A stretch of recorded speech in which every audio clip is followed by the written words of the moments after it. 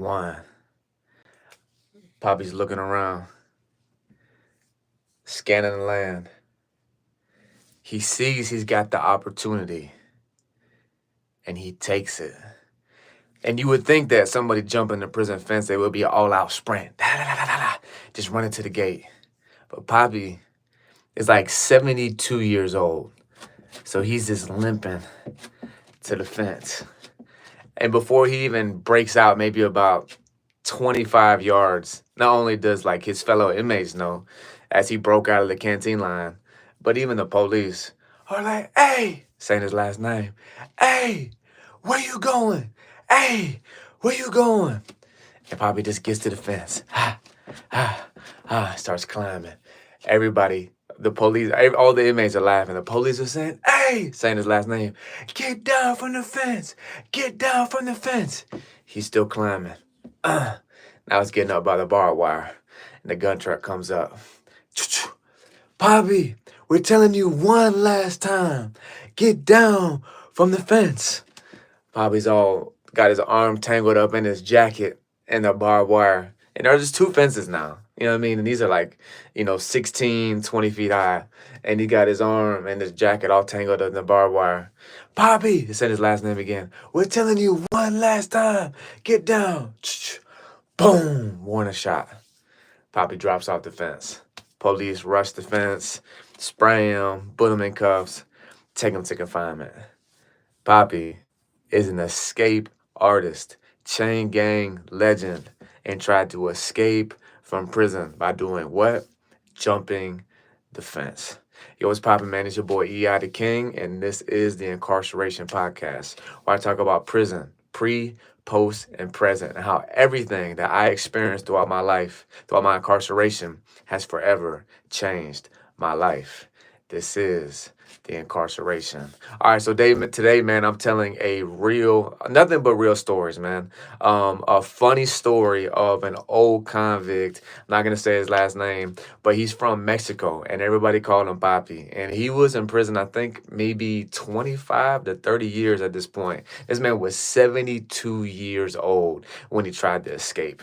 But what's funny is that this isn't Papi's first time attempting to escape. He's been sentenced to life, and I think like life plus something, and that is literally what he's known for. Now, in the state of Florida, they got different custodies of, which way you can be housed, if you can be in an open bay dorm or go to a work camp or not. And most people with life sentences, they're HO4s, which means they have to be behind a door. They have to be in a two-man cell. They can't leave the T building, the two-man cells. So Papi always stayed in a two-man cell, and a lot of times he spent years on confinement, and not confinement, but he spent years on CM, which is controlled management, 23-hour lockdown, 24-hour lockdown, and he was always in confinement. Why? Because Papi always tried to escape.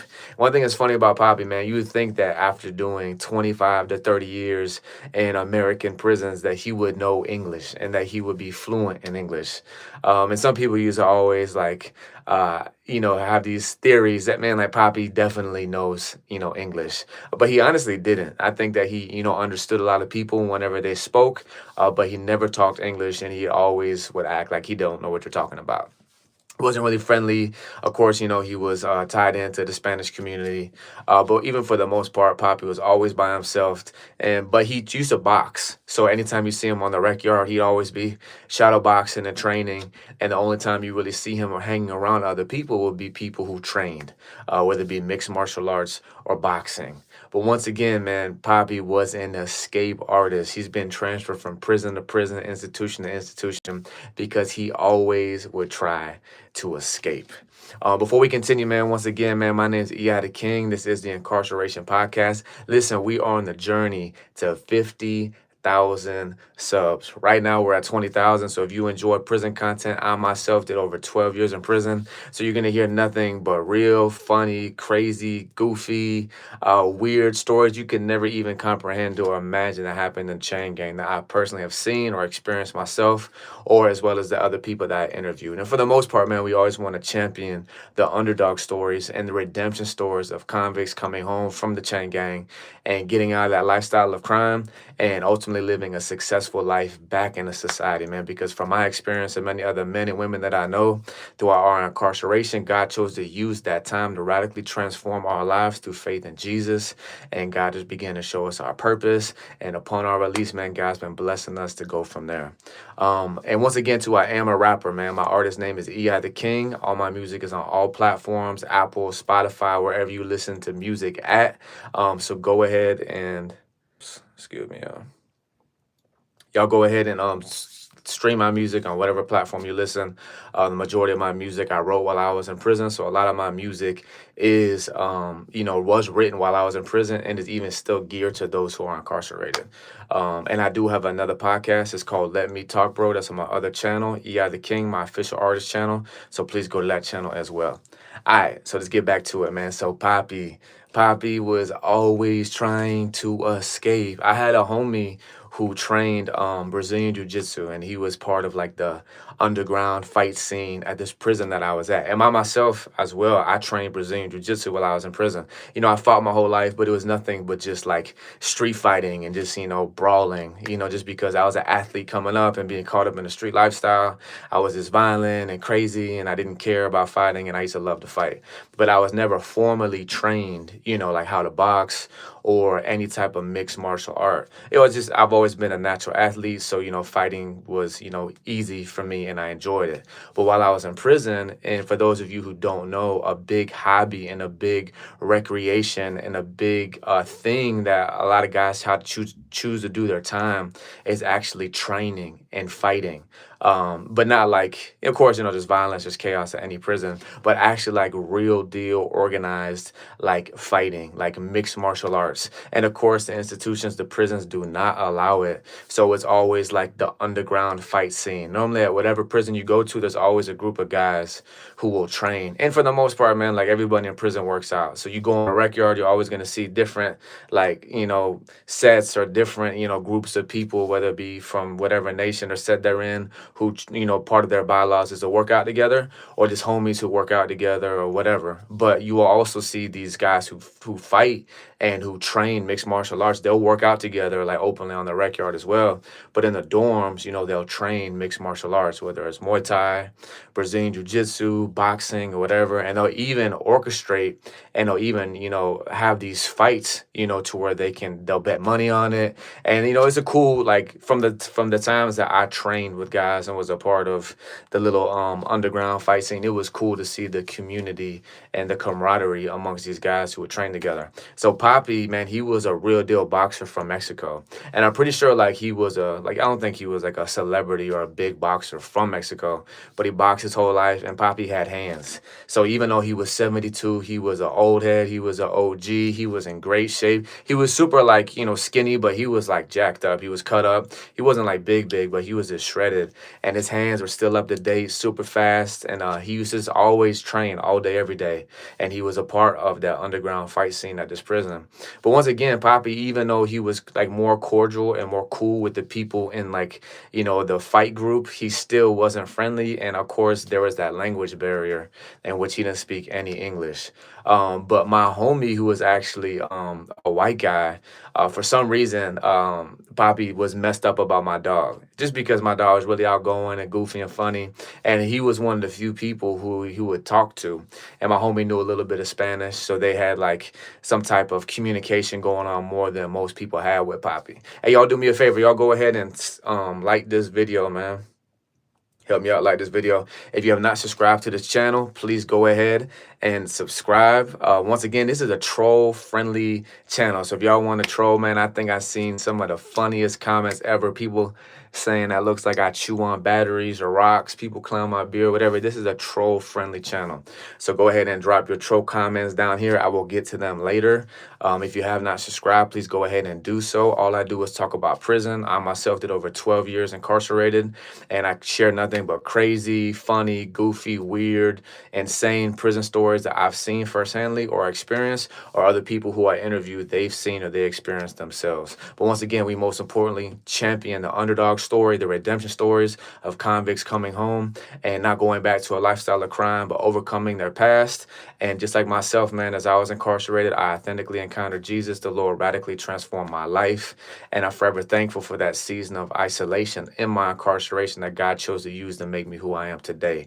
And once again, I am a rapper. My artist name is EI the King. Go ahead, listen to my music on all platforms, Spotify, Apple, wherever you stream music at. And I also have another YouTube channel, EI the King, in which I have another podcast on that channel. It's got my music videos. My other podcast is more about my life, ministry, things like that. So go ahead and go to that channel as well. And if you have not yet subscribed, please go ahead and do so. Share this channel with anybody who enjoys prison content. And go ahead and like this video, man. Run it up. All right, so back to Poppy. So he was cool with my dog, and he would talk with him more than pretty much anybody else. So my homie would tell me these stories about Poppy, and because my dog was in prison for like, I think 15, 20 years too. So he knew about Poppy's reputation from other prisons, because once again, like people who train, mixed martial arts or, box or whatever in prison, normally that reputation kind of like follows you around. And my dog's always done Brazilian jiu-jitsu. So he knew about Poppy from training, but he also knew about Poppy's reputation of being a escape artist. And it's funny because like this guy, this old head, he's been down, like I said, 25, 30 years, but he's already tried to escape on multiple occasions. Normally he'll spend years on CM, which is like controlled management. It's just like long-term confinement. Normally he'll spend years in the SHU. He'll spend years in confinement because he always attempts to escape. He'll catch outside charges, all these things, but he doesn't care because he's got a life sentence. But it's kind of like funny when people talk about Poppy because he's never gotten close one time. I don't think he's ever even cleared like the first gate. Most prisons, they got like 2 gates, and he's never even cleared one of them. So people always like clown Poppy for just being a terrible, and they say like an escaped, what they say, escapist or whatever. They just say that to mock him, to clown him. But anyways, my dog would tell me these stories about Poppy and how literally like he was losing his mind. And he used to say like he didn't used to be like that because my dog was with him at another institution. But he said that throughout the years, Poppy started saying some crazy stuff. And really, he had this like obsession and fascination about aliens. So like anytime he would talk to my dog, he would talk to my dog about one or two things. One, he'd talk about escaping, which was always like, if he ever was talking about anything, he was talking about escaping. And if he wasn't talking about escaping, he was talking about aliens. So my dog was telling me the story about how like he was telling my dog in Spanish how he was in his room, the other night, and there was this light that came in from the window, and it was a blue light, and no one else seen it, and it was on his head, and he knew it was the aliens. And my dog was like, bro, that's like the police doing head count. That's the police doing head count whenever they're walking by at night, putting the light in the window. And he's like trying to tell my dog, like, no, I know when the police do count, it wasn't it. He's like, this was a blue light. It was different. He's like, yeah, bro, some of these cops, they got different color lights, dog. They're like LED lights and they're like blue. And he was trying to explain to him. Anyways, so Poppy was an escape artist who used to always try to escape, man, and he was just losing his mind throughout the years, man. But I guess the principle behind it, or what I'm getting at, is obviously I've never been sentenced to life. I've never been sentenced more than 9 years, and I can't even comprehend the weight in which it feels like to be sentenced to life, or to be sentenced to death row, or to feel like you have no hope. And honestly, man, like you can see people who have been sentenced to life, who have been sentenced to death row. And it's beautiful too, because even though it may seem like a hopeless situation and our brokenness, can we truly become, dependent and broken before the Lord, and not only receive salvation through faith in Jesus, but also as well, like that time can really shape us as men and women and transform our lives. But that's like the positive response, but also to the negative response is seeing people just like spiral out of control, commit suicide, or just be depressed, or catch more charges, or be more violent. Some people, they just wild out and are attacking the police or other inmates. And some people like Poppy, they just literally are obsessed with the fact and the opportunity of maybe someday escaping. So I guess the moral behind the entirety of the story is not only just to share Poppy's attempt escaped escape attempts, and which is kind of humorous, and everybody laughs about it in the chain gang, the people who I was incarcerated with as I was at a prison with Poppy. But I guess, the flip side of that too, man, is even in the middle of hopeless situations, there still is hope. And ultimately, that's through faith in Jesus. And man, one thing about life, dog, we can't run from pain. We can't run from conflict. We can't run from chaos. But the reality is we can't choose how we respond. And we can overcome, or we can allow it to, let us spiral out of control. Man, y'all go ahead and do me a favor, man. Like this video. If you have not subscribed yet to this channel, please go ahead and do so. We are on the journey to 50,000 subs. Right now, we're at 20K. I appreciate all the love and all the support. Forever Convict family. Once again, this is the Incarceration Podcast. I've done over 12 years in prison. So all I'm going to do is share crazy, funny, goofy, weird prison stories that you've never even heard of or could comprehend that even happened in the chain gang. But not only myself, the other people I interviewed, the stories and things that they've seen, that they've experienced, other people have shared with them. And we most importantly try to highlight the underdog story, the redemption stories of convicts coming home and overcoming their past, a lifestyle of crime. And just like myself, man, throughout my years of incarceration, the Lord chose to use that time to not only lead me to truly discover who I am as a man through faith in Jesus, but the Lord used that time to radically transform my life and make me who I am today. And I wouldn't take back 1 second, 1 minute, 1 hour, 1 day, 1 year, or 1 decade, because despite all the chaos, all the pain, all the conflict, all the crazy, wild stuff that I've seen, God used all that to make me who I am today. So y'all go ahead and subscribe to this channel. And again, I am a rapper, E.I. the King. My music is on all platforms, Spotify, Apple, wherever you stream music. Go ahead and listen to my music. I wrote my first album while I was incarcerated, and I'm a real rapper. It's really my career. So go ahead and check out my music. I have another YouTube channel, E.I. the King is my official artist channel, all my music videos. I also have another podcast, Let Me Talk, Bro. I talk more about my life and ministry, so y'all go ahead and check out that channel as well. I'm going to go ahead and start reading these comics. So, Fire Story, The Real Dread Man, appreciate the support, my G. Letty says, someone should train you how to shave. I mean, I think the beard looks pretty dope, man. You know what I mean? I just got lined up yesterday. My braids are kind of frizzy, but I like the beard, man. Sorry you don't appreciate the beard, bro. Ray JE3 was good. Your message got retracted. GIEL was good. There's something on my face. Maybe it's my nose or my eyebrows. You know what I mean? Forest Series. The hell you want, lady? Yo, Forrest, I appreciate the support, dog. TB said, I like your beard. Are you pregnant? I mean, I appreciate the beard comment. The pregnant comment. I'm not even gonna respond to that, dog. I feel like you could be more creative with your troll comments, because that was like level 1. K Cow says, I think you're super fresh, bro. Man, I appreciate the compliment, man. Shout out to K Cow. Ray JE3, your message got retracted again. Ray JE3 said you did 6 months when you was 18, never going back, and you're 30 right now, man. Salute, bro. Man, thank God you've been out. Stay out the way, and know that God's got a huge call and purpose for your life, bro. TB says, what? You shouldn't be a rapper if you just got out of jail. That will put you back in. Nah, bro, my music is positive. You know what I mean? I still talk about the streets, things that I've experienced, but it's from a different angle. It's not negative. It's positive. It's empowering the streets. It's empowering culture. So you should check it out. Forrest, serious, man, I appreciate the compliment. My dog said, E.I.'s a beast, man. You're a beast, bro.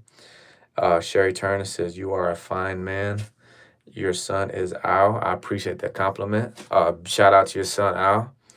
Forrest Serious said, man, I appreciate you. Yeah, man, I appreciate you, bro. K Cal says, escape convicts. Haha, there was a guy who got stuck in a barbed wire trying to escape. I don't know if he bled out, though. Definitely happens. You know what I mean? Most prisons got like 2 fences, and like that attempt to escape, like by jumping the fences, from my knowledge and from what I've heard, like never works. Someone should have told Poppy that, because that was his only go-to. Like, he really couldn't get creative in thinking any other way to attempt to escape other than that. Todd Picogram says, and the smoke of their torment will ascend forever and ever. Revelations 14:11. Shout out to the word of God. John Smith says, you need to upgrade your background. Looks like a used dollar store rag. Actually, those are prison blues. You know what I mean? Forever Convict. These are prison blues from the Florida chain gang. Miss Keita says blessings. Shout out Miss Keita. John Smith says your mustache looks like a clip-on. Well, I'll take that as a compliment, as it's like, lined up good.